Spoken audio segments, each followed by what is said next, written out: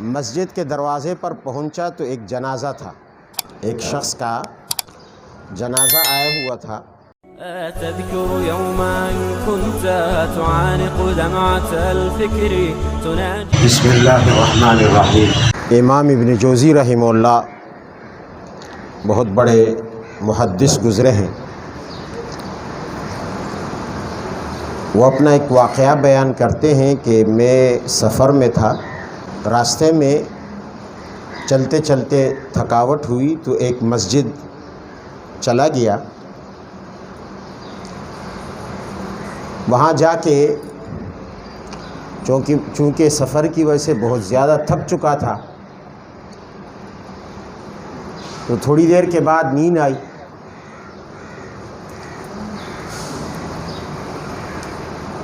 آنکھ لگی ہی تھی کہ کچھ دیر کے بعد شور سنا، اس شور سے میری آنکھ کھل گئی۔ امام ابن جوزی فرماتے کہ میں اٹھا کہ کیا شور ہے۔ مسجد کے دروازے پر پہنچا تو ایک جنازہ تھا، ایک شخص کا جنازہ آیا ہوا تھا۔ فرماتے ہیں میں نے سوچا کہ چلو اس شخص کی نماز جنازہ پڑھ لوں،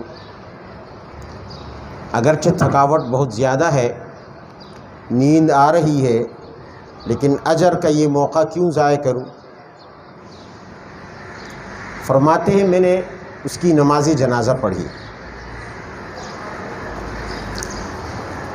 نماز سے فارغ ہونے کے بعد لوگ قبرستان کی طرف چلے تو میں نے سوچا کہ قبرستان جانے پر بھی اجر اور ثواب ہے، لہٰذا اس ثواب سے اپنے آپ کو کیوں محروم کروں۔ آرام تو پھر بھی ہو جائے گا۔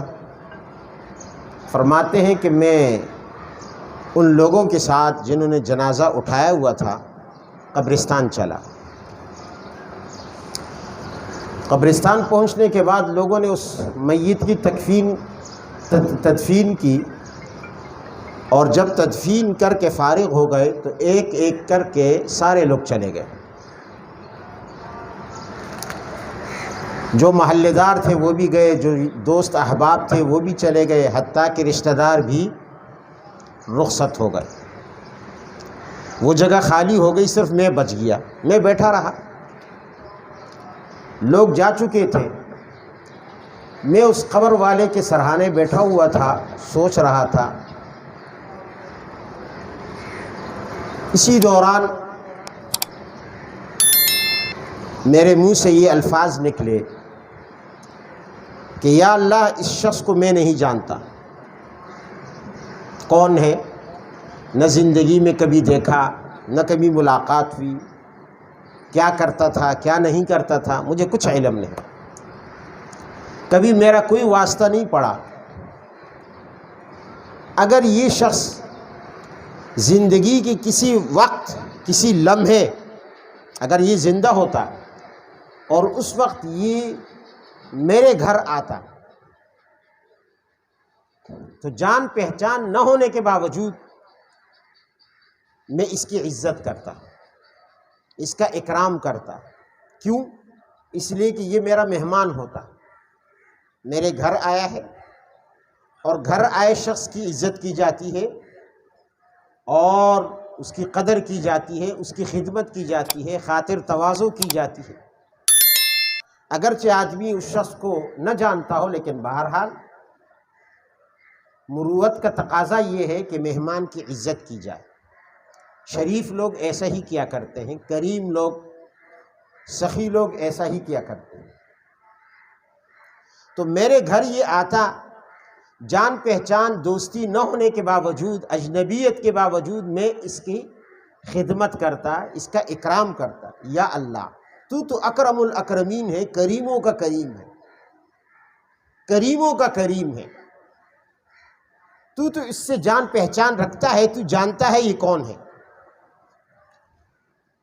اب آیا ہے تیرے در پہ، مہمان بن کے آیا ہے، لہٰذا اے اللہ، اپنی شان کے مطابق اس کی میزبانی کر۔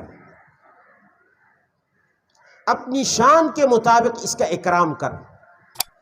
کہا یہ دعا مانگی، سفر کی تھکاوٹ تھی، واپس چلا آیا، مسجد آیا اور سو گیا۔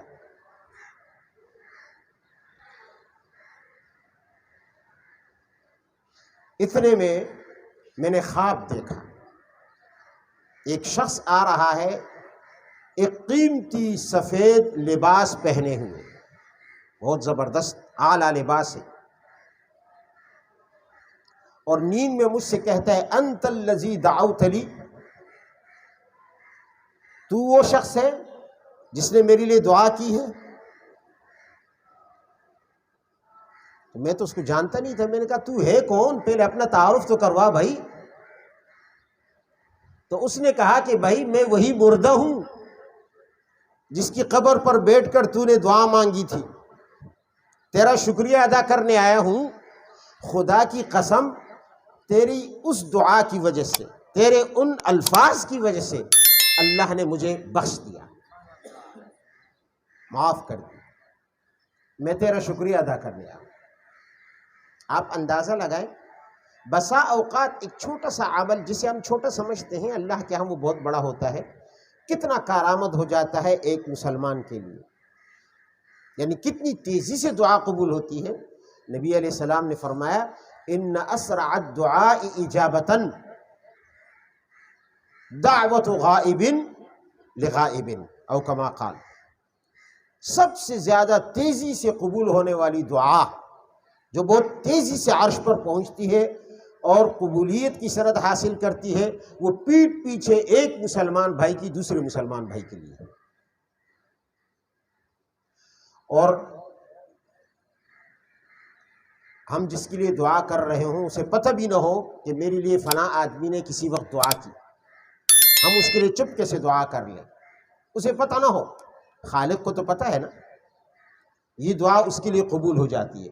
لیکن پتہ ہے حدیث، ایک اور حدیث میں فرمایا کہ جب ایک انسان کسی غائب شخص کے لیے دعا کرتا ہے تو یہ دعا اس کے لیے تو ہے ہی ہے، ساتھ ساتھ میں اس کی اپنی ذات کے لیے بھی ہے، کیونکہ اسی وقت جب وہ دعا کر لیتا ہے کہ میرے فلاں بھائی یا اللہ میرے فلاں دوست یا میرے فلاں مسلمان بھائی کے لیے میں آپ سے یہ حاجت اس کی مانگتا ہوں، آپ اس کی حاجت پوری کر دیں، جب یہ دعا مانگ رہا ہوتا ہے اس کی کسی ضرورت کے لیے، تو اسی وقت فرشتہ بھی دعا دیتا ہے، اس کے سامنے اس کو کہتا ہے وَلَكَ مِثْلَكَ وَلَكَ مِثْلُكَ، اور جس طرح تو نے اپنے بھائی کے لیے پیٹھ پیچھے دعا مانگی ہے، اللہ تعالیٰ تیری بھی ایسی ہی حاجت پوری فرما دے۔ دیکھو اب ایک دعا ہم کرتے ہیں، تو گناہوں سے آلودہ ہیں، گناہوں میں ڈوبے ہوئے ہیں، کوئی ہم میں پاک نہیں ہے سوائے انبیاء کے، اور ایک دعا فرشتہ کرتا ہے، تو فرشتے کی دعا اور ہماری دعا میں فرق ہے نا۔ ہم نے اپنے ایک پیٹھ پیچھے بھائی یا بہن کے لیے دعا کی، پیٹھ پیچھے دعا کی اس کے لیے، کسی بہن کے لیے، کسی ماں کے لیے جس میں ہم جانتے بھی نہیں، تعلق بھی نہیں، ہم نے اس کے لیے دعا کر دی اس کی ضرورت پر، اور ادھر فرشتے نے ہمارے لیے دعا کی کہ تمہاری بھی ایسی ہی حاجت اللہ پوری کر دے اور تمہاری دعا بھی اسی طرح قبول ہو جائے تمہارے لیے۔ تو آپ اندازہ لگائیں کہ فرشتے تو گناہوں سے پاک ہیں، اور جتنی کوئی مخلوق گناہوں سے پاک ہوتی ہے اتنی ہی اس کی دعا زیادہ قبول ہونے کے چانس ہیں، لہٰذا فرشتے کی دعا تو یقینی قبول ہے۔ تو حقیقت میں یہ دعا ہم اپنے بھائی کے لیے نہیں، اپنے یار دوست کے لیے نہیں، اپنے کسی مسلمان کے لیے نہیں، بلکہ ہم اپنے لیے مانگ رہے ہوتے ہیں۔ تو چھوٹی چھوٹی نیکیوں کا بھی خیال رکھنا چاہیے۔ آج 1443 ہجری کے رمضان کا 23واں روزہ ہے، دیکھیں کتنی جلدی یہ رمضان گزر گیا، احساس بھی نہیں ہوا، آخری عشرہ چل رہا ہے اور وہ بھی تقریباً آدھا گزر رہا ہے، آدھا گزر چکا۔ تو لہٰذا آج سے ہم عزم کر لیں کہ اس طرح ہم ایک دعاؤں میں ایک دوسرے کو یاد کریں گے، چاہے ہم کسی سے جان پہچان رکھتے ہوں، کسی کا اپنے اوپر احسان رکھتے ہوں نہ رکھتے ہوں، ہم ہر مسلمان بھائی کے لیے اور بہن کے لیے دعا کرتے رہیں گے۔ اور اکثر لوگ ایک دوسرے کو کہتے ہیں رسمی طور پر یار دعاؤں میں یاد رکھنا، اور پھر بھول جاتے ہیں کہ کسی نے ہم سے دعا کی درخواست کی تھی۔ نہیں، کسی وقت تنہائی میں اس کے لیے ضرور دعا کیجیے، وہ دعا آپ کے لیے اپنے ذات کے لیے بھی ہے اور اس کے لیے بھی ہے۔ اللہ تعالی ہمیں یہ چھوٹی چھوٹی نیکیاں کرنے کی بھی توفیق عطا فرمائے۔ وآخر دعوانا الحمدللہ رب العالمین۔